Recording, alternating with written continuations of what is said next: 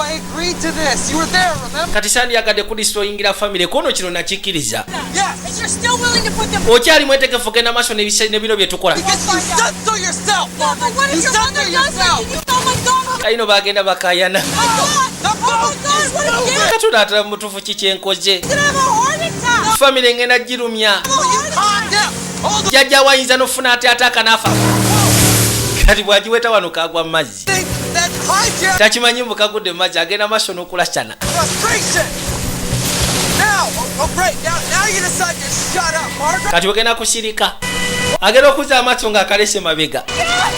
Owaayo ndese eno naawe. Ino giweta.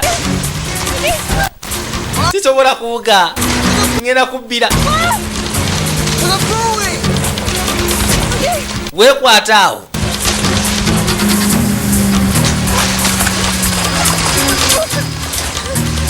Kwe kujja ne keekwata ebbali. Yajja akasikane.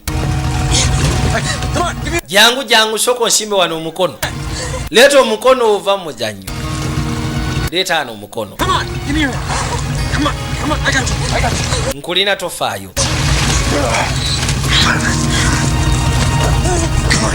N'akeetika paka erudda. Thinking, could have got yourself killed. You turned Oyagala kwessa. made me follow you, Jack.